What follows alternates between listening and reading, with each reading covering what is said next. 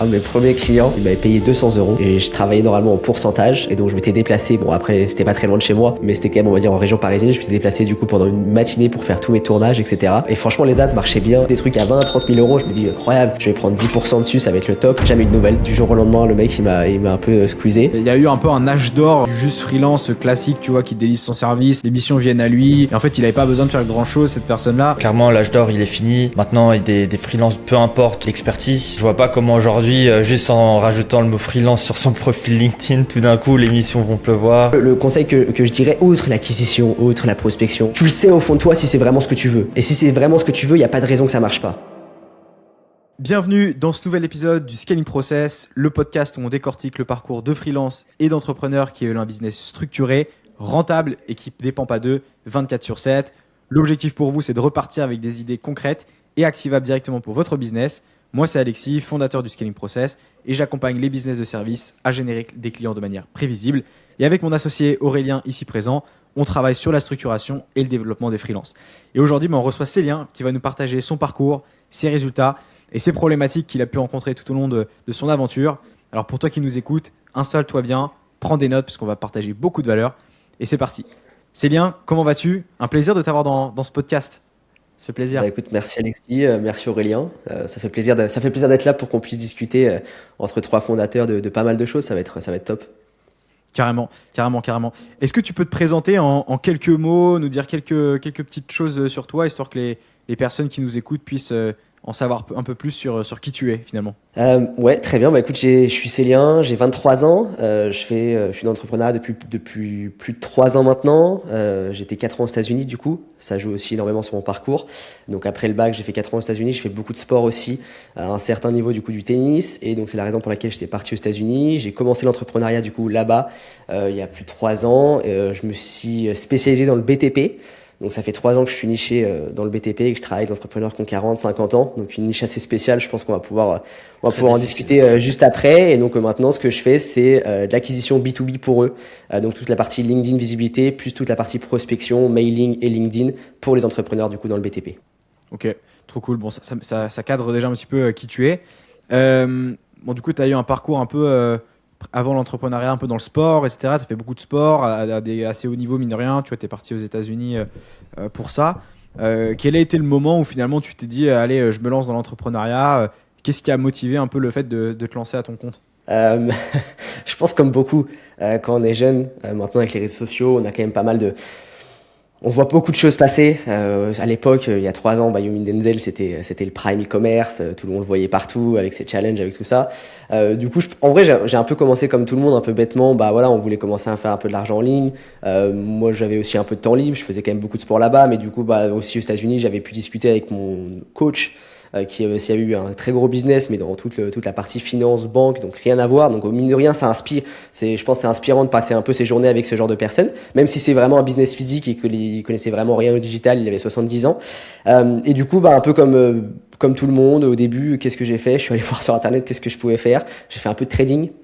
Je me suis essayé un peu au trading, bon, c'était pas glorieux. C'est là où j'ai commencé avec un peu les crypto-monnaies. On suivait des personnes, je me suis fait un peu scam quelques milliers d'euros comme beaucoup. Puis après, du coup, j'ai commencé dans le SMMA pur. J'avais pris ma première formation. Je tairai le nom, mais j'espère qu'il s'en rappellera parce que pareil, on n'a pas revu signe de vie globalement. Et donc voilà, j'ai commencé dans le SMMA. Au début, du coup, je faisais vraiment de l'ADS sur Meta, donc c'est un petit peu comme tout le monde. En fait, au début, quand j'ai commencé dans le SMMA, ils t'apprenaient directement à déléguer la délivrabilité. Donc ça paraissait super beau, tu signes des clients et toi tu fais rien. Donc c'était la vente de leads pure et dure et tu vends tes leads à 80 euros, tu les achètes 40 euros. Et j'avais 19 ans, je me dis, incroyable. Je me dis, c'est-à-dire que j'ai rien à faire, j'ai juste à faire de la vente. Je faisais du call à 5 heures du mat aux États-Unis avec le décalage horaire du coup. J'avais généré mes premiers rendez-vous avec des piscinistes à l'époque. Et du coup, en fait, ouais, c'est un peu de fil en aiguille où je me suis rendu compte que c'était pas si beau que ça, qu'on pouvait pas juste acheter des leads, on pouvait pas juste, déjà que la vente, c'était aussi un vrai métier, ça c'était autre chose. Et au final, après, de fil en aiguille, je me suis dit qu'il fallait que je me forme aussi sur la partie délivrabilité, que je continue, que je fasse que je puisse maîtriser un petit peu plein d'aspects dans le marketing, dans le business en général. Ok. Ouais, donc belle transition derrière. C'est marrant parce qu'en fait, on a un peu commencé de la même manière. On a à peu près le même âge d'ailleurs. On a commencé de la même manière. Pareil, j'ai commencé de manière très naïve, tu vois. me suis dit, attends, je voyais des mecs en ligne faire de l'argent en étant à leur compte. On me vendait le truc. Pareil, j'ai commencé dans la période du SMMA, donc ça remonte déjà un peu. Hein, tu vois, on a dû rentrer à peu près en même temps. On nous vendait le truc en mode c'est hyper facile, faire du service, c'est méga simple. T'as même pas besoin d'argent pour commencer. Enfin bref, il y avait toutes ces promesses qu'il y avait à l'époque. Bon, je pense qu'on s'est tous rendu compte que c'était un petit peu plus complexe dans la réalité, tu vois. Donc non, hyper intéressant sur ça. Et finalement, tu as juste persévéré un peu et fil en aiguille, tu as développé des compétences derrière sur Meta, quoi. En fait, tu t'es formé pour avoir ces compétences sur Meta ou t'as appris un peu sur le tas? Qu'est-ce qui s'est passé? Je me suis formé. J'ai eu aussi un de mes premiers clients, pour vous dire.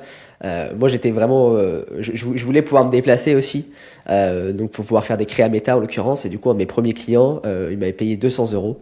Et je travaillais normalement au pourcentage. Et donc, je m'étais déplacé. Bon, après, c'était pas très loin de chez moi, mais c'était quand même, on va dire, en région parisienne. Je m'étais déplacé du coup pendant une matinée pour faire on va dire, tous mes tournages, etc.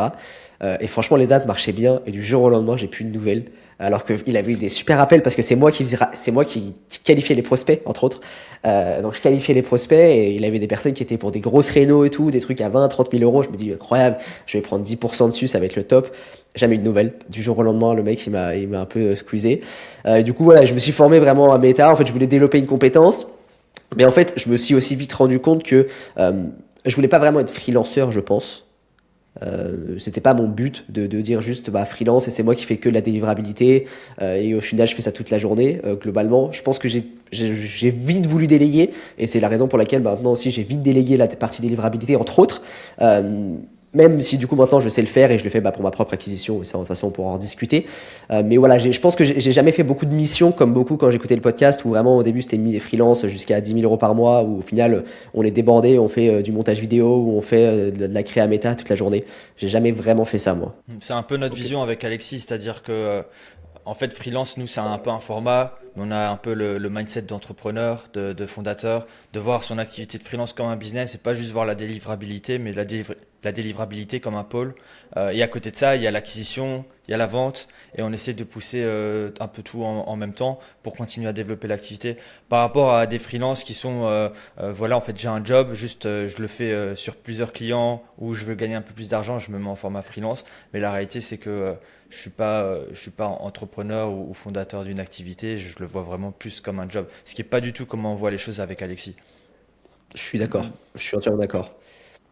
Clairement, et puis je pense que même ça va aller de plus en plus loin, quoi. Je veux dire, il y a eu un peu un âge d'or du juste freelance classique, tu vois, qui délivre son service, les missions viennent à lui, et en fait, il n'avait pas besoin de faire grand-chose, cette personne-là, parce que voilà, il a arrêté une mission, il y en avait une autre qui reprenait derrière, mais c'était, je veux dire, c'était une autre époque. Il n'y avait pas encore toute cette concurrence qu'on pouvait voir partout. Il n'y avait pas encore toute cette complexité entre guillemets dans le job. Maintenant, on se rend bien compte qu'il faut avoir quand même un panel de compétences qui est quand même assez varié. Tu vois, Célien, tu en as fait aussi l'expérience. Tu vois, tu as passé. On s'est dit, oh, incroyable, tu vois, les missions vont arriver toutes seules, juste besoin de les revendre, etc. Sauf qu'en fait, derrière, il y a toute la partie vente qu'il faut maîtriser, il y a toute la partie compétences en tant que telle, bien sûr, qu'il faut avoir. Il y a aussi toute la partie comment on délivre, comment on acquiert des clients. Enfin, c'est devenu quelque chose où c'est beaucoup plus complexe. Et moi, je vois ça comme une bonne chose dans le sens où, je sais pas si vous avez le même avis que moi là-dessus, mais je vois ça comme une bonne chose dans le sens où, certes, il y a plus de concurrence, sauf que vu que cette concurrence-là ne déploie pas les bons éléments, en fait, ça laisse de la place, ça laisse un énorme boulevard si on emprunte les bonnes stratégies, tu vois. Donc, je pense que c'est ce qui a fait que beaucoup de freelance aussi ont su sortir du lot, malgré que ce ne soit pas forcément les plus compétents, grâce justement en appliquant un peu ce panel de compétences, quoi. Je suis curieux d'avoir vos avis là-dessus. Moi, pour le coup, je suis assez d'accord. Je pense qu'il y aura de moins en moins de freelance qui font vraiment que la partie délivrabilité et qui ont le bouche à oreille qui tourne et donc ils ont leurs 5-6 clients parce que ça va tellement vite maintenant. Moi, quand je le vois avec des clients maintenant, ils ont tous un peu le shiny object entre autres et même eux, des personnes qui ont 50 ans qui sont dans le BTP, en fait, ils ont l'impression qu'il y a des trucs exceptionnels qui sortent donc ils veulent tout tester rapidement et du coup, je pense que si t'es vraiment juste alors ça dépend les missions de freelance et ce que tu fais, mais si t'es vraiment juste purement sur freelance et tu fais de la délivrabilité et que tu cherches pas constamment à améliorer ton offre, à potentiellement avoir un système d'acquisition, à être bon en marketing, à être visible, en fait, automatiquement, au bout d'un moment, tu vas avoir des creux. Et là, après, les creux, ça impacte directement ton mental, ton plan financier. Et derrière, si tu n'arrives plus à retrouver parce que tu n'as plus confiance en ton offre, il y a plein de choses qui peuvent être engendrées derrière. Et du coup, je pense qu'il y a les freelances qui vont s'en sortir. Et en tout cas, moi, les personnes que je vois, on va dire, qui font que du freelancing pur et dur, qui sont tout seuls, c'est quand même ceux qui sont visibles au moins sur un canal, que ce soit sur Instagram, que ce soit sur LinkedIn, ou qui ont vraiment développé, on va dire, une petite notoriété qui leur permet d'avoir un flux constant de prospects et de pouvoir un peu sélectionner s'ils veulent travailler avec telle ou telle entreprise derrière. Je vous rejoins complètement sur ça, hein. Je pense que clairement, l'âge d'or, il est fini. Maintenant, il y a des freelances, peu importe l'expertise, il y en a à l'appel. Donc, je vois pas comment aujourd'hui, juste en rajoutant le mot freelance sur son profil LinkedIn, tout d'un coup, les missions vont pleuvoir.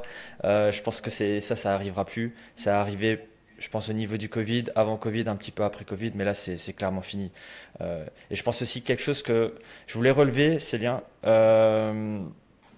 dans ton expérience, c'est que j'ai l'impression que tu as aussi pas mal de choses par rapport à ta relation client. Tu as eu une très mauvaise expérience ou un client qui ne te donne pas de nouvelles, mais je sais bien que là, dans tes dernières relations clients, en fait, ça se passe plutôt bien et justement, ça t'aide aussi à te développer. Ouais, complètement. En fait, je pense que je me suis rendu compte dans un secteur comme le BTP, je suis jeune. Les personnes, on va dire, l'âge moyen, on va dire, des entrepreneurs dans le BTP, ils ont quand même, on va dire, 40, 45, 50 ans. Et en fait, on se rend compte qu'on peut pas travailler avec tout le monde. Parce que s'ils ne comprennent pas ou si tu parles pas avec eux, si tu t'entends pas bien avec eux, moi, je pense que j'ai du mal à travailler avec eux. Concrètement, parce qu'il va avoir un plan de blocage à un moment, il va avoir quelque chose où ça va pas bien se passer, où ils vont pas avoir assez confiance en toi. Et du coup, maintenant, je fais quand même l'effort. Mon but, c'est que, surtout, on va dire, tous les premiers clients que j'ai eu, on va dire, sur certaines offres, c'est vraiment de quand même créer une relation avec eux, de vraiment bien s'entendre avec eux. De pouvoir aller voir en dehors, aller manger un resto, aller boire un café avec eux, parce que, certes, ok, ils me donnent de l'argent, mais je leur en apporte aussi. Donc, le but, c'est que ce soit vraiment un système de partenariat, c'est pas juste un freelanceur, ou alors un freelance ou une agence. C'est vraiment qu'on puisse vraiment créer une relation avec cette personne. Alors, même si, maintenant, je suis moins sur la partie délivrabilité, donc je suis moins en appel avec mes clients ou je suis moins sur le day-to-day à répondre à tous les messages WhatsApp et j'ai une personne qui s'en occupe. Mais en tout cas, c'est ce que j'essaye d'inculquer aux mêmes personnes avec qui je travaille.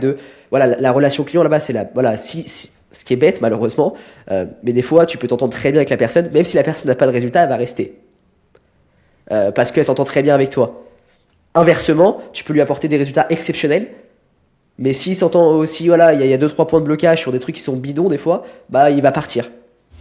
Et du coup, c'est pour ça que j'essaie de mettre un point, on va dire que j'essaie de mettre du focus là-dessus. Je te rejoins complètement sur ça, hein. Moi, j'ai vraiment deux trucs qui sont hyper importants quand je délivre un service. C'est délivrer le service, faire en sorte que les résultats soient là. C'est primordial. Le deuxième, c'est avoir la relation client.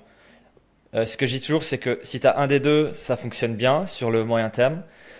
Si tu n'en as aucun des deux, ça ne fonctionnera pas, ton client va se barrer. Et si tu as les deux, tu as une relation exceptionnelle qui va durer des années et qui va être super profitable à la fois pour le client et pour le prestataire. Moi, c'est quelque chose que je priorise vraiment. Je pense que je me suis bien amélioré ces dernières années. Je suis devenu meilleur en acquisition pour mon activité. Mais dans le passé, c'était un peu moins le cas. Par contre, j'étais super bon dans la relation client. Et j'ai fait des voyages avec des clients plusieurs fois à l'étranger, sur des team building où ils m'invitaient. Et j'allais pas pour bosser, j'allais quand même pour profiter. Bon, il y avait des activités de travail plutôt classiques, sur de la stratégie d'entreprise, ce genre de trucs-là. Mais c'était 10-20% du boulot et les 80%, c'était passer un bon moment avec l'équipe du client, avec les fondateurs de l'entreprise. Et tout ça, ça fait que j'avais une très très bonne relation avec ces clients-là et même encore aujourd'hui, je continue à bosser avec eux. Le travail que je délivre avec eux est super bon aussi, donc ils sont très contents et c'est une expérience que je pense qu'il va continuer à se passer sur plusieurs années. Donc moi, c'est vraiment quelque chose que je privilégie au-delà d'une mission court terme qui en fait, je pense que si on n'a pas un bon fit avec le client, je pense que même pour le freelance, ça fonctionne pas trop parce qu'en fait, tu es frustré. T'es pas content du boulot, t'as pas envie d'aller dans un call avec un client, t'as pas envie de lui répondre à ses emails. Et ça fait qu'en fait, quand tu es freelance, c'est quand même pour être libre un minimum. Bon, on n'est jamais vraiment 100% libre, mais quand même, c'est pour choisir ses missions. Et si on va dans des missions qui nous plaisent pas, et où la relation est mauvaise, ça tient pas du tout. Ouais, c'est clair. C'est clair. Je pense la même chose. C'est pour ça que même j'encourage les freelances qui nous regardent, les personnes qui veulent se développer, qui nous regardent. Des fois, ça coûte pas grand-chose, quoi. Je veux dire, faites comme Célien là-dessus, faites un resto, allez boire un café avec vos clients si vous n'êtes pas trop loin. Si vous êtes un peu plus loin, ça s'organise. Je veux dire, prenez un billet de train, un billet d'avion, peu importe, et allez construire cette relation un peu plus long terme. En fait, sur la durée, vous allez gagner beaucoup, beaucoup plus. D'un point de vue monétaire, bien sûr, mais en fait, il y a aussi plein d'autres aspects qu'on oublie parfois. C'est que vous avez aussi tout l'aspect qui va être le fait qu'il a de grandes chances de vous recommander, donc de vous amener plus de clients, de rester plus longtemps à bosser avec vous. Donc forcément, ça va de facto amener plus de chiffres, etc. Et en plus, vous allez travailler dans de meilleures conditions parce que vous allez bien vous entendre avec la personne. Forcément, ça rapproche. Je veux dire, grosse majorité d'entre nous, on bosse tous en ligne. Y a rien de mieux entre guillemets que quand on va boire un café, manger un bout ensemble pour de vrai. Là, ça change aussi des vraies relations. C'est d'ailleurs pour ça qu'en 2025, on avait organisé un événement avec le Scaling Process, pas mal de personnes qui étaient venues, etc. Et ça, mine de rien, ça rapproche, quoi. Je veux dire, ça a créé des connexions, ça a créé du business, ça a créé pas mal de choses. Et souvent, on est beaucoup en digital. Moi, j'affectionne tout particulièrement le digital parce que je bouge beaucoup. Je pense que je dois bouger facile au moins une à deux fois par mois, quasiment. Oh, peut-être un peu moins en ce moment, mais bon, bref. Bon, faut pas regarder l'empreinte carbone, à mon avis. Je pense que je suis un peu trop. De manière générale, c'est toujours hyper plaisant d'aller rencontrer les personnes avec qui vous bossez, que ce soit vos collaborateurs, que ce soit vos clients, que ce soit des prestats avec qui vous bossez. Faites-le. Je veux dire, ça coûte pas grand-chose. Et derrière, ça permet d'avoir des grands, beaucoup plus de choses qui vont se dévoiler derrière et qui sont hyper bénéfiques pour vous, comme pour le client en fait. C'est une relation gagnant-gagnant. Donc voilà. Célien, toi, du coup, t'as un peu fait ça. Du coup, de ce que je comprends, t'as pu pas mal pousser cette relation physique. Physique, pas tant que ça. Les relations physiques, je me suis pas réellement déplacé, on va dire, chez des clients actuels que j'ai toujours. Après, en fait, la relation s'est créée naturellement. Donc, on s'est vu plusieurs fois en visio. Donc, après, on s'entendait très bien, même par WhatsApp. Mais par contre, oui, je sais que si je vais me déplacer, c'est prévu dans l'année ou l'année prochaine, début d'année prochaine, de pouvoir me déplacer, voir où est-ce qu'il y a des pôles un peu où j'ai plusieurs clients pour pouvoir me déplacer et aller un week-end et pouvoir aller manger un resto avec eux. C'est sûr que c'est prévu. Mais je pense que ne serait-ce que déjà en ligne, parce que je sais qu'il y a des personnes qui, ça peut coûter cher de se déplacer. Ça peut prendre du temps. Des fois, le client, il n'a pas forcément le temps là-bas. Donc, si tu arrives et tu prends un café pendant 10 minutes et t'as fait 3 heures de train, c'est cool. Mais bon, si t'as que lui à voir, c'est un peu dommage. Donc, je pense que ne serait-ce que déjà dans le digital, je pense que tu peux réussir quand même à créer une bonne relation client. Donc, évidemment que ça passera par la délivrabilité, un petit peu. Ça, c'est sûr.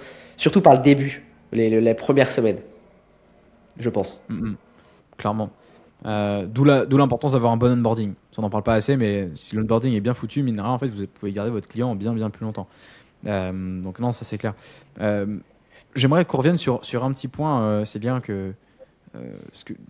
alors, tu as été client chez nous pendant un moment, il y a longtemps déjà. Je sais que tu as mis très longtemps à aller chercher alors, j'abuse un peu peut-être, mais en gros, tu as mis longtemps pour aller chercher des résultats. Et par contre, dès que tu as compris comment ça fonctionnait, dès que tu as compris la machine, tout a été assez vite pour toi. Finalement, tu as pu vraiment actionner pas mal de choses rapidement dans un court délai. Mais ça t'a pris quand même longtemps. Qu'est-ce qui t'a fait continuer voilà, dis-nous un peu plus sur cette phase un peu traversée du désert, comme on l'appelle, que tu as pu ressentir pendant quelques temps. Déjà, c'était long, je pense. On va dire personnellement, je pense que j'ai mis plus d'1 an et demi à signer un client. On va dire à signer mon premier client réellement qui paye, entre autres. Pas, 200, voilà. Mais qui paye, je crois, mon premier client, c'était 500 €. C'est pour un site internet qui est toujours en ligne d'ailleurs. Je préfère pas aller le regarder parce que c'était pas exceptionnel, mais ça, on le dira pas. Mais ça fait partie du jeu, je pense. Enfin, voilà, ça fait partie du jeu. Mais ouais, j'ai mis plus d'1 an et demi à signer des clients. En fait, j'ai eu l'avantage aussi d'être toujours étudiant. Donc, ce qui aussi peut-être a amplifié le fait que je mets autant de temps à signer un client. C'est que vu que j'étais encore étudiant et sportif, j'avais pas encore, peut-être mentalement, et c'était une croyance limitante, là-bas, je suis toujours étudiant, j'ai toujours un sport à côté, on va dire le business, c'est le troisième choix, ou c'est pas mon activité principale. Et à partir du moment où, en fait, je me suis aussi, je me suis dit, en fait, j'ai plus le choix, là. C'est quoi, là? C'est soit, on va dire, je pars dans le salariat, soit, je fais un master, mais j'avais aucune envie de continuer les études, parce que je sais que c'est ça que je voulais faire, ou soit je me dis je m'y mets réellement et en fait j'ai plus le choix. Donc après, à partir du moment où t'as plus le choix et qu'en fait t'es un peu dos au mur et que dans tous les cas t'as tes parents ou même tout le monde qui t'attend, tu dis ok, c'est bien, tu veux faire ça, c'est beau, la vie d'artiste, très bien, tu peux vivre avec ton ordinateur sur une plage à Bali, mais vas-y, montre-nous que tu peux le faire et montre-nous que tu peux gagner de l'argent en ligne et que ça marche surtout, parce que je pense que c'est aussi important pour tes parents de pouvoir Même si en soi, moi, ils m'ont beaucoup aidé, mais de pouvoir aussi leur montrer que tu peux le faire. Parce qu'au final, derrière, sinon, c'est quoi? Tu vis chez eux et au bout d'un moment, ils vont te dire, va trouver un travail. Et du coup, je pense qu'à partir du moment où, en fait, je me suis rendu compte aussi que j'avais plus forcément le choix, et aussi, j'ai énormément appris. Normal, quand tu prends plus d'1 an et demi où tu fais, je sais même pas combien de calls j'ai fait, dépenser aussi des milliers d'euros, que ça soit en ads ou autre, pour avoir plus de calls. Et au final, arriver à un point où j'ai signé 0 client, tu te dis, oui, il y a peut-être un moment où il y a des choses qui sont pas, il y a quelque chose qui est pas bon. Et au final, après, tu t'aides de stratégie, tu te développes, tu as une offre qui est encore mieux, tu parles de plus en plus à ton marché. Donc, t'arrives à un moment où t'as pas le choix de réussir. Enfin, à un moment, c'est mathématique, quoi. C'est pas possible. Et c'était quoi un peu le déclic ou qu'est-ce qui t'a amené à pas de résultat du résultat? Enfin, bon, j'imagine qu'il n'y a pas la clé, la baguette magique, mais c'est quoi le gros apprentissage que tu mettrais sur cette période-là, sur ta traversée du désert? Euh, je pense que le plus gros, déjà, c'est de pas vouloir aller trop vite. Enfin, je pense qu'il y a des étapes dans le business qu'il faut pouvoir respecter. Et si t'as pas fait X euros, par exemple, je dépensais de l'argent en publicité et je pense que c'était pas encore le bon moment pour moi. Parce que c'était trop tôt. En fait, j'étais juste complètement nul en closing. Je parlais à des personnes qui n'étaient pas forcément des plus qualifiées. J'avais pas un process, j'avais pas d'étude de cas, un process de nurturing qui était mauvais. Et du coup, le client, il arrivait en call, il voyait un jeune de 20 ans qui a fait une publicité avec un hook hyper agressif et une offre exceptionnelle, mais au final, derrière, quand il arrivait en call, la posture que je pouvais, on va dire, montrer que j'avais pendant le call, il était pas bon par rapport au message que je délivrais en ads derrière. Et du coup, je pense qu'il m'a beaucoup aidé déjà, moi, le contenu organique m'a énormément aidé. LinkedIn, parce que ça m'a permis d'avoir des calls qui sont des personnes qui sont chauds, vraiment, qui arrivent, qui ont vu potentiellement tes 2-3 vidéos YouTube, qui ont vu tes posts LinkedIn et qui ont déjà confiance en toi alors que c'est juste des posts. Enfin, c'est ça qui est dingue. Et du coup, en fait, derrière, ça permet de closer des deals à 4 000, 5 000 euros. Et là, tu dis, ok, en fait, c'est possible. Ça t'a aussi aidé à prendre confiance d'avoir ces leads qui viennent directement par LinkedIn, parce que dans les calls, j'imagine qu'ils ont moins de barrières, ils sont déjà plus ouverts, non? Complètement. Complètement. C'est quelque chose qu'on dit aussi. C'est quelque chose qu'on dit aussi avec Alexis, c'est que la publicité sur Meta ou peu importe, ça fonctionne très bien. En fait, c'est un accélérateur de quelque chose qui fonctionne déjà très bien. Donc, dans ton cas, et comme plein de personnes qu'on voit avec Alexis, ils essayent de faire de la publicité sur des fondations qui ne fonctionnent pas. Donc, ce que tu as fait là, c'est que tu as un petit peu retravaillé les fondations, si je comprends bien. Et quand tu étais au contact du client, comme tu m'as dit, tu as parlé beaucoup au client. Tu as vu ce qui fonctionnait, ce qui ne fonctionnait pas, et donc après, tu as eu la recette qui fonctionnait. Moi, c'est ce que je comprends de ce que tu dis là. Exactement. C'est que je savais faire de la pub méta. Du coup, globalement, je me suis dit, en fait, il y a 3 ans, je pense que peu importe qui sur le marché lançait de la pub méta, il pouvait être complètement nul en closing, ça signait.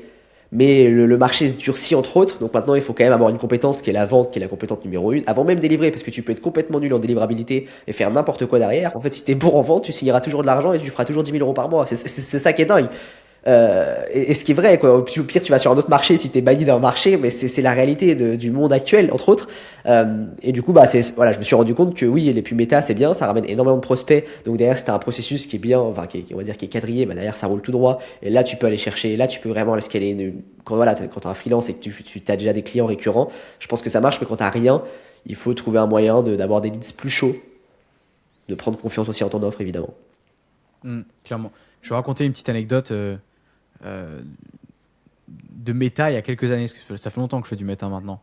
Vraiment, à l'époque, tu pouvais te permettre de mettre des ads statiques, pour ceux qui connaissent un peu. Tu les faisais en 2 minutes sur Canva.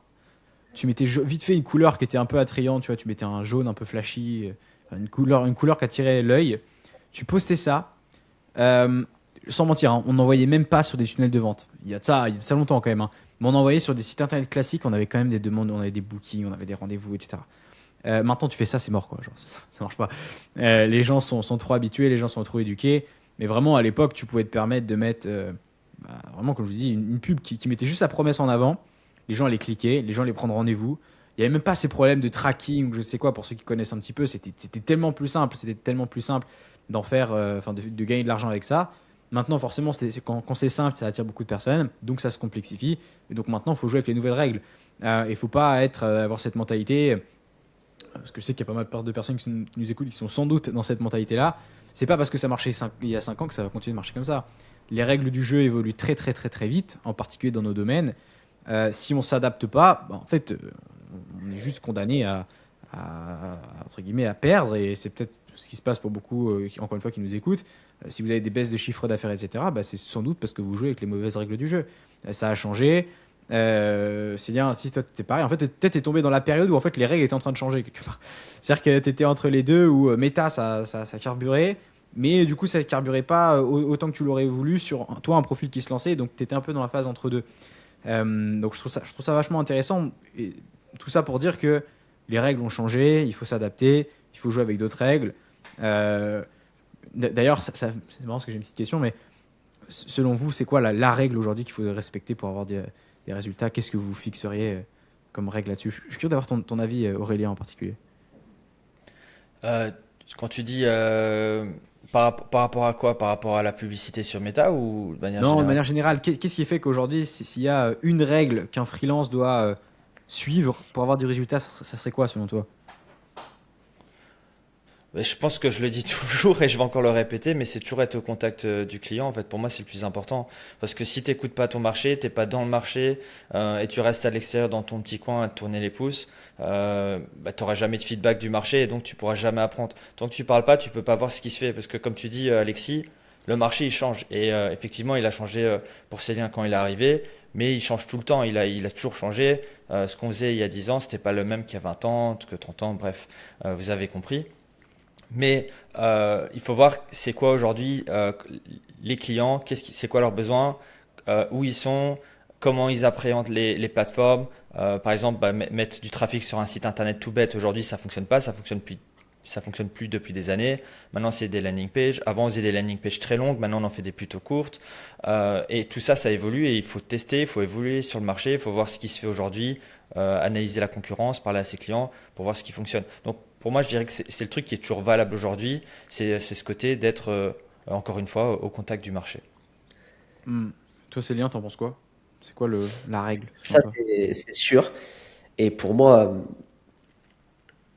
il faut générer du call. Enfin, non, mais enfin, il faut être bourrin sur la prospection, entre autres, s'il y a besoin d'être aussi, je pense. C'est que il faut, enfin, et je vois trop de personnes, ils génèrent deux calls par mois, et après ils comprennent pas pourquoi ils sont pas meilleurs en closing, pourquoi ils parlent pas suffisamment leur marché, parce que du coup ils ont pas assez de clients, mais ils ont pas aussi de calls pour parler à leur marché. Et donc pour moi, la règle d'or à la base, avant tout, c'est de trouver un moyen, trouver un canal qui te permet de générer du call et qui te permet de te confronter à ton marché au minimum 10 heures, 20 heures, 30 heures par mois, entre autres, parce qu'on va dire si ton call il dure une demi-heure, une heure, bah voilà, 30 minutes, tu sais que pendant 20 heures, 30 heures, tous les mois, tu discutes entre autres avec des entrepreneurs ou avec des personnes qui sont dans ton domaine. Donc après, automatiquement, d'une, tu vas en closer au bout d'un moment, même si tu es le plus nul du monde, tu vas apprendre à voir comment ça fonctionne. Et derrière, au pire, tu pars avec eux, tu prends des feedbacks et tu leur demandes pourquoi vous voulez pas derrière. Il y en a qui vont te répondre et c'est super. Ils vont dire là c'est pas le moment, c'est qu'il a pas voilà. Moi j'en ai eu plein, ils m'ont dit ouais mais là je suis pas sûr que ce soit le bon moment, j'ai des investissements préalables à faire. Ok bon j'ai compris, c'est que mon offre elle était pas assez bonne, je l'ai pas assez bien expliqué, j'ai pas assez creusé les douleurs on va dire par exemple en appel de closing. Et donc après tu prends des feedbacks et tu fais attention et tu t'essayes de t'améliorer de jour en jour. Et donc ça revient même de parler à son marché, mais même avant qu'il soit client je pense, parce qu'il y en a plein où des fois c'est le plus dur c'est d'avoir des clients aussi. Demander le feedback après un appel avec un prospect où ça s'est mal passé, c'est quelque chose que beaucoup de personnes ne font pas. Pour moi, c'est un peu primordial parce que en fait, la plupart des gens, ils te disent simplement pourquoi ils n'ont pas acheté. De partir d'une approche de je suis en train d'essayer d'améliorer mon process, je veux fournir le meilleur service possible. Est-ce que vous avez un retour pour moi par rapport à la raison pour laquelle vous n'avez pas décidé de continuer avec moi? Et souvent, ils vont vous répondre, bah voilà, en fait, c'était l'étude de cas, elle m'a pas trop parlé, le prix, ça correspondait pas. On a eu un autre freelance qui proposait ce service en plus. Voilà, pour finir, on décide d'investir plutôt dans tel domaine et pas dans tel domaine. Tout ce genre de feedback, c'est hyper important et il faut aller le prendre aussi. Et je pense que si vous faites 5 appels, même juste 5 appels hein, sur un mois, pas plus, avec une vraie proposition et vous les ratez toutes, vous prenez 5 feedbacks, bah, je pense que le mois suivant, vous allez au moins en closer un, même peut-être 2, parce que 5 gros feedbacks détaillés, bah, ça va vraiment aider sur le process de vente. Clairement. Et j'irais même plus loin en fait, hein. Moi je dirais que le feedback, il faut le faire en particulier sur soi. Je pense qu'en fait, il n'y a aucune façon de se tromper si on se remet toujours en question de ce qu'on a, fait, de ce qu'on a produit finalement. C'est-à-dire que, bah ok, ça s'est mal passé sur un appel de closing. Pourquoi c'est mal passé? Qu'est-ce que je peux améliorer? Il faut toujours un peu, je pense, se détacher de la situation dans laquelle on est vraiment et de se dire, ok, bah, quand on regarde avec un peu plus de loin, qu'est-ce qui se passe, qu'est-ce qui a mal été, qu'est-ce que j'ai mal préparé, qu'est-ce que j'aurais pu mieux faire.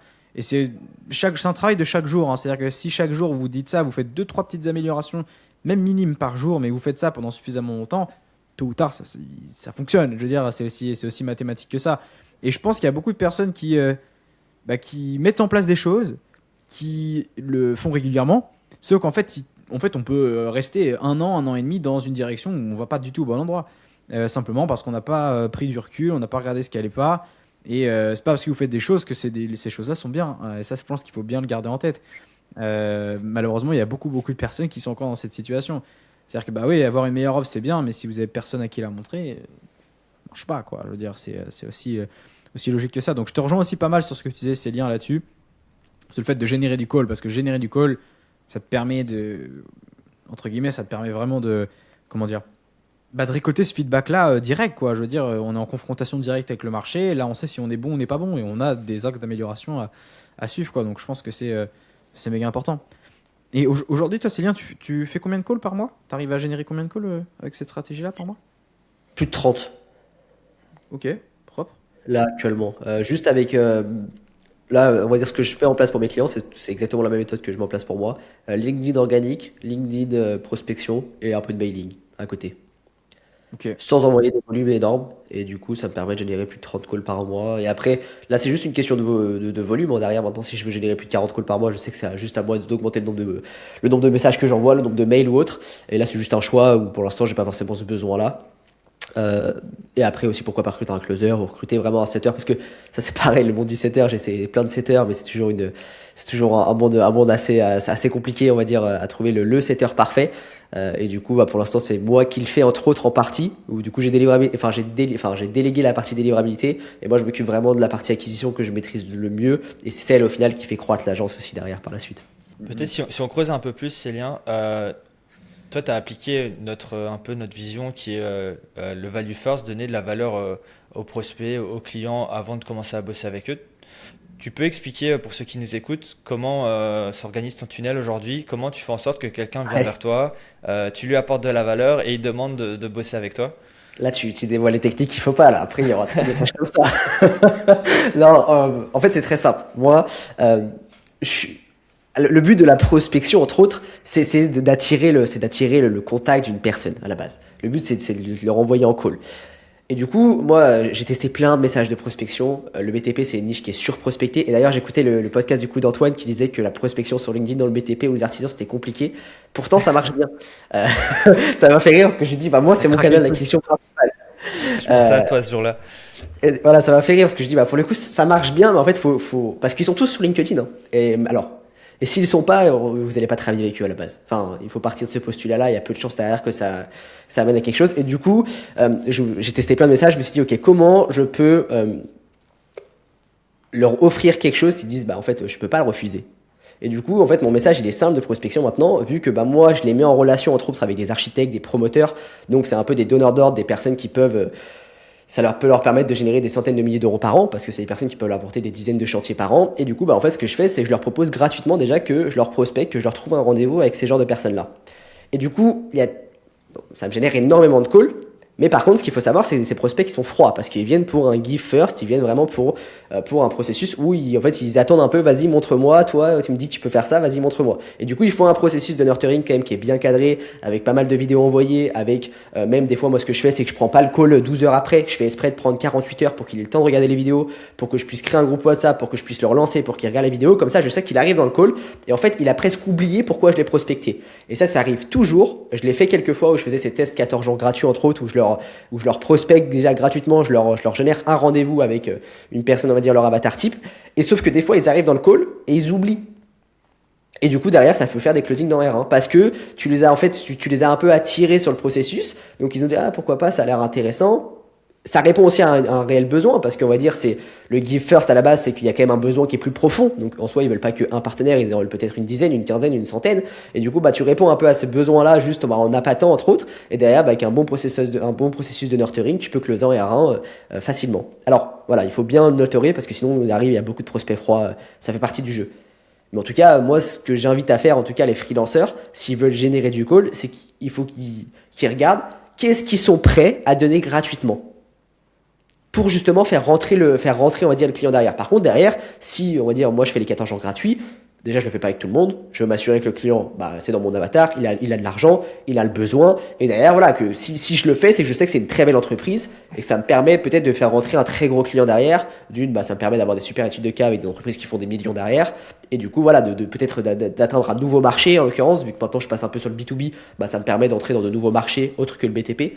Donc voilà, moi, ce que je conseillerais, regarder un peu ce qu'on peut donner gratuitement dans un premier temps, ce qui te permet de délivrer quelque chose où il voit la valeur perçue le moins cher possible en mettant le moins de temps possible. Et derrière, du coup, ça peut faire rentrer énormément de personnes dans ton funnel. Et ça, c'est le même truc que tu peux proposer en ads. Enfin, on va dire, le processus prospection ads, c'est le même derrière par la suite. Clairement. C'est un point, nous, qu'on met beaucoup plus en avant maintenant. C'est ce que Aurélien disait, ce qu'on appelle le value first. C'est la méthode qu'on utilise.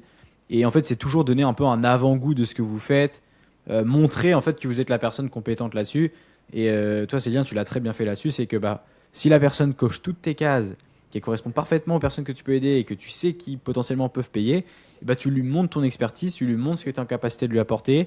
Tu vois, tu nous disais là, tu lui génères finalement un premier rendez-vous quali pour lui, etc., pour qu'il puisse se rendre compte un peu de ce que tu es capable de lui apporter. Et forcément, derrière, la personne, tu vas la closer beaucoup plus facilement en un seul rendez-vous. Ils vont déjà, j'imagine, plus ou moins être déjà convaincus avant de passer à la suite. Et toi, ça te simplifie énormément le process à déployer derrière. Mais tout ça parce que tu as mis en place une structure qui te permet de montrer ton expertise avant même que les personnes puissent bosser de manière monétaire avec toi, tu vois. Et je pense que ça, c'est un point qui est important. Et peu importe le domaine, je veux dire que les personnes qui nous écoutent, soit monteurs vidéo, soit média buyer, fassent des sites, du graphisme ou quoi, en fait, la personne ne peut pas être convaincue de ce que vous faites si vous ne donnez pas un avant-goût de ce que vous allez proposer, quoi. Je veux dire, c'est vraiment ça qu'il faut avoir en tête. Et je pense que c'est vraiment important de le garder en tête, ce truc-là. D'ailleurs, je discutais avec un ami média buyer et on discutait parce que du coup, je lui montrais ma méthode de prospection et je lui dis, mais pourquoi tu dépenses pas 1000 euros par mois en ads sur toute la France?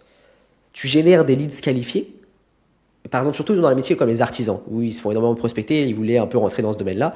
Et je dis, tu leur génères des leads qualifiés et tu leur envoies déjà un client. Tu leur envoies, tu les préqualifies, tu te démerdes pour les préqualifier, tu prends du temps.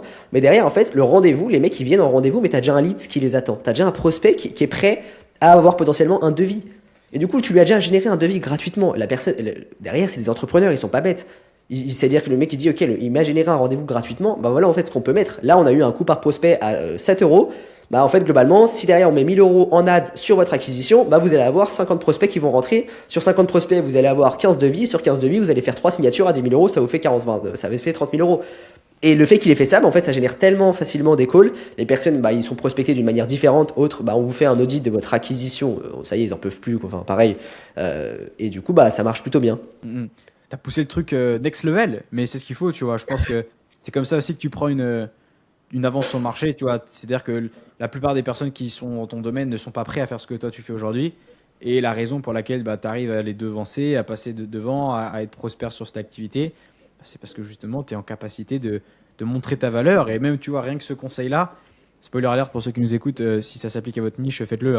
Je veux dire, voilà, si vous pouvez proposer un devis directement quand la personne signe avec vous, et de montrer déjà un premier devis avant que la personne arrive, c'est ce qu'on appelle une offre no-brainer d'ailleurs. Et tu peux price 2 fois plus cher, entre autres. Alors après, par contre, il faut être prêt, entre autres. Moi, j'ai eu des clients, dégoûtés. Le mec, 9 messages envoyés, je lui ai généré 3 rendez-vous avec des responsables maintenance. On parle de paniers moyens qui peuvent être autour des 200 000 euros. Plus de nouvelles. Ouais. Ça fait partie du jeu. C'est le game, ouais, ça fait partie du jeu. Voilà, c'est qu'il faut être prêt à ça. Voilà, c'est comme ça. De toute façon, c'est toujours un jeu de chiffres, de nombres. C'est-à-dire que tu vas en avoir un ou deux où ça va t'arriver. Mais à côté de ça, tu vas en avoir 7, 8, 9, 10 qui vont closer derrière parce qu'ils ont vu le service, ils ont vu la valeur et c'est devenu un no-brainer, tout simplement. Complètement. Moi, je voulais revenir sur le BTP. C'est-à-dire que c'est une niche qui est quand même très difficile. Si vous n'avez pas testé le BTP, pour ceux qui nous écoutent, c'est compliqué de parler avec des entrepreneurs du bâtiment. C'est pas des gars du digital de base, c'est des gars qui sont sur le terrain. ils ont l'habitude de travailler avec des ouvriers où les relations de travail sont très différentes de nos relations de travail dans le digital. Et c'est vraiment compliqué d'entamer des relations avec eux, de les convaincre. Aussi, c'est des personnes qui sont très prospectées, comme tu le disais, Célien. Toi, comment tu as réussi à percer cette niche qui est vraiment, pour le coup, super compliquée et je sais bien que ça paye super bien pour toi. Ouais, franchement, si on va dire, tu m'avais dit ça il y a 3 ans, tu montres le parcours, comment j'ai galéré au début justement avec cette niche-là, je pense que j'aurais pas choisi le BTP et je serais pas parti complètement dans le BTP. Maintenant, je veux dire oui, évidemment, mais en fait, ce qu'il faut savoir, c'est que c'est super dur de se faire un nom dans le BTP entre autres. C'est qu'ils ont pas, ils ont pas à la base, il faut partir du postulat, tu peux montrer tout ce que tu veux, toutes les études de cas brillantes, incroyables, tu peux leur amener des calls avec des clients à toi, ils ont pas confiance en toi. Globalement, tu peux faire du contenu sur LinkedIn, sur YouTube. C'est très rare qu'ils aient confiance en toi, sauf les plus jeunes, sauf les entrepreneurs qui ont entre 23 et 30 ans, 35 ans. Eux, ils peuvent avoir un petit peu plus confiance en toi parce qu'ils ont grandi avec ça. Ceux, on va dire vraiment 45, 50 ans, 60 ans, très très compliqué. Ça va être très très compliqué eux, en fait, ils comprennent pas ils voient pas pourquoi ils devraient payer avant de voir les résultats. Eux, ils ont vraiment ce modèle d'apporteur d'affaires. Et du coup, comment j'ai réussi à percer ce domaine-là? Je sais pas si j'ai réussi à percer là, mais même, j'ai le meilleur ami de mon père qui est entrepreneur dans le bâtiment, même âge, 60 ans à peu près, une grosse boîte. Et en fait, il dit, mais t'arrives vraiment à vendre du LinkedIn à des entrepreneurs dans le BTP, quoi. Et c'est vrai, c'est que LinkedIn, tu dis dans les entrepreneurs dans le BTP, tu vends, ça a pas trop de sens.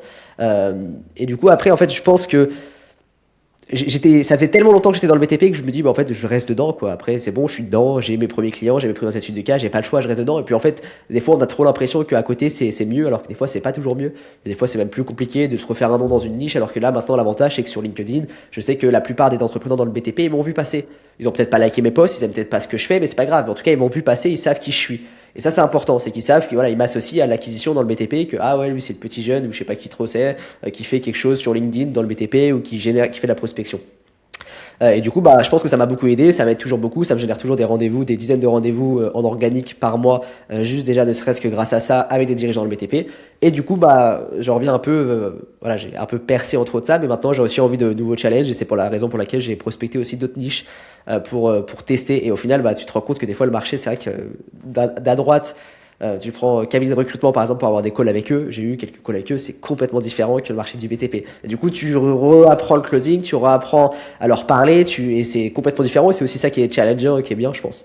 Ouais, en fait, tu as décidé d'aller tester d'autres niches. Peut-être que aussi tu vois plus de potentiel d'évolution dans d'autres niches. J'imagine que la raison pour laquelle tu veux élargir entre guillemets tes horizons, c'est que il y a aussi un aspect que tu as pu identifier de croissance où tu peux te dire que tu peux aller chercher plus de croissance. Et je pense que c'est important. En fait, j'ai l'impression que tu as fait tes armes sur une niche qui est pas simple, où tu as bien galéré à comprendre là-dessus, mais ça, entre guillemets, ça a forgé tes armes. Ça t'a permis aussi de bien comprendre les structures, les process que tu as besoin de déployer, etc. Et donc, quand tu vas aller de manière plus large ou sur une autre niche, bah, tu auras toujours ces armes-là parce que tu auras compris comment ça fonctionne et finalement, tes compétences, elles sont là. Le mettre de la structure dans une activité, tu sais le faire. Et donc, derrière, tu peux plus ou moins te plugger à peu près n'importe quelle niche à partir évidemment du moment où tu comprends cette niche-là, etc. Donc, derrière, ça va aussi t'ouvrir énormément de portes sur plein de domaines, quoi, parce que tes compétences elles sont là, elles ne bougent pas. Si tu te mets à jour, voilà, a priori pas de raison que ça marche pas, quoi, clairement. Complètement. Je vous propose qu'on arrive sur la fin de ce podcast. On a déjà énormément partagé de choses. Sylvain, tu as partagé aussi des bonnes stratégies, on en a également partagé beaucoup.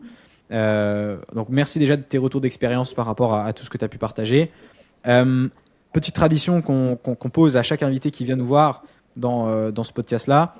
Si tu as un seul conseil à donner aujourd'hui à quelqu'un qui nous écoute, qui ne voit pas forcément le bout du tunnel, qui est un peu perdu, tu vois, qui teste plein de choses, etc., mais il ne sait pas trop où donner de la tête, quel est le conseil que tu lui donnerais pour faire en sorte qu'il continue d'aller de l'avant? En fait, je lui demanderais est-ce que ce serait mieux s'il était salarié et qu'il ferait 35 heures dans une boîte? Est-ce que c'est ce qu'il préfère? Parce qu'au final, évidemment qu'on se dit tous la même chose, c'est super dur des fois, qu'on a toujours des problèmes, recrutement, peu importe, croissance, il y a toujours des problèmes qui arrivent, mais en fait, est-ce que c'est ce qu'on veut? Et à la base, en fait, quand tu prends ne serait-ce que 2 minutes et tu te rends compte, bah oui, en fait, c'est ce que je veux, enfin, c'est ce que j'ai choisi. Et c'est quoi? C'est si j'arrête demain, qu'est-ce que je fais? Bah, je fais rien. Du coup, vraiment, le conseil que je dirais, outre l'acquisition, outre la prospection, outre, voilà, ça, c'est des choses qu'on a déjà évoquées, c'est en fait se rendre compte, tu le sais au fond de toi si c'est vraiment ce que tu veux. Et si c'est vraiment ce que tu veux, il n'y a pas de raison que ça marche pas. Parce qu'il y en a il y en a des millions qui vont arrêter avant toi. Et donc, si tu es prêt à te remettre en question et à faire 2-3 ans de ta vie, à galérer, à faire 0 €, et derrière, tu sais que tu vas pouvoir faire tes 10-20 000 € et gagner mieux que 95% de la population française, bah, au final, tu vas vite rattraper les 2-3 ans de ta vie où tu as fait 0 € et que peut-être tes amis, ils gagnent 1 500 € parce qu'ils ont leurs 35 heures et qu'ils ont la sécurité sociale et ils ont un peu ce confort de vie-là. Mais si tu es prêt un peu à sacrifier ce confort de vie-là pendant 2 ans, à faire 0, et encore, il y en a plein que je connais qui ont fait de l'argent en 6 mois, 7, 8 mois, hein, ça dépend vraiment des personnes. Mais on va dire, si tu prends une échelle large, il n'y a pas de raison que ça marche pas derrière. Et donc, voilà, juste se remettre en question là-dessus. Clairement, je pense que c'est un bon point. C'est un bon point. Et des fois, quand on est trop dans la tête dans le guidon, on a tendance, en fait, on voit pas vraiment la situation qu'il y a derrière. Et moi, j'irais même encore un peu plus loin là-dessus, c'est que bah oui, enfin, c'est pas simple, quoi. Je veux dire, sinon, tout le monde ne gagne pas 10 000 € par mois. Ça n'existe pas. C'est une minorité qui gagne ces sommes-là. La réalité, c'est qu'aujourd'hui, si vous voulez faire partie de cette minorité, bah oui, il va falloir mettre des efforts que la plupart des gens sont pas prêts à mettre. Et je pense que faut aussi regarder ça de manière très froide, hein, parce qu'on voit passer plein de choses sur Internet, hein. Ça paraît très, très facile de devenir riche de nos jours, mais la réalité, c'est que oui, c'est plus facile de devenir riche qu'il y a 50 ans, ça c'est sûr et certain, mais bah, il va falloir quand même mettre un peu de boulot. Je veux dire, ça se fait pas du jour au lendemain, et a priori, l'IA ne fera pas tout à votre place encore. Du moins, c'est pas encore le cas. Donc il y a encore du taf, il y a encore des choses à mettre en place. Et puis, je pense que Célien, toi, tu l'as bien compris, tu as persévéré, tu as mis en place tout un tas de choses. Ça n'a pas été facile, mais tu t'en es sorti derrière, tu as compris un peu tout ça. Et puis maintenant, on peut que souhaiter le meilleur pour la suite, quoi. Donc, merci en tout cas d'être venu et d'avoir accepté mon invitation dans ce podcast. Merci à vous. C'est un plaisir de t'avoir reçu, quoi. Bah écoutez, merci beaucoup. En tout cas, c'est top et c'est top ce que vous faites. Je pense discuter, ça peut aider beaucoup de personnes au début d'avoir un peu un podcast de ce style, on va dire, ou vraiment 3 discussions de personnes qui étaient qui étaient vraiment freelance et qui après qui passent en mode agence. Je pense que ça peut aider énormément de personnes en tout cas. Donc bravo. Merci, Célien. Top. Ouais, ça fait toujours plaisir d'avoir aussi des feedbacks. Pour ceux qui nous écoutent encore jusqu'ici, on a passé déjà un petit moment ensemble. Ça serait cool de nous mettre un petit like. Donc posez votre petit like sur la vidéo, partagez-la. Abonnez-vous aussi. On a remarqué qu'il y a beaucoup de personnes qui nous regardent, mais il y en a très peu de personnes qui s'abonnent. Donc il faudrait que je le mette plus en détail. Mais pour ceux qui nous écoutent encore jusqu'ici, abonnez-vous à la chaîne. Toutes les semaines, tous les mercredis, on sort un nouvel épisode du Scaling Process. Donc abonnez-vous et mettez les notifications. Vous allez recevoir tous ces nouveaux podcasts. Où chaque semaine, on interviewe quelqu'un de différent. Donc pensez à vous abonner. Et on se retrouve du coup mercredi prochain pour un nouvel épisode. À très vite.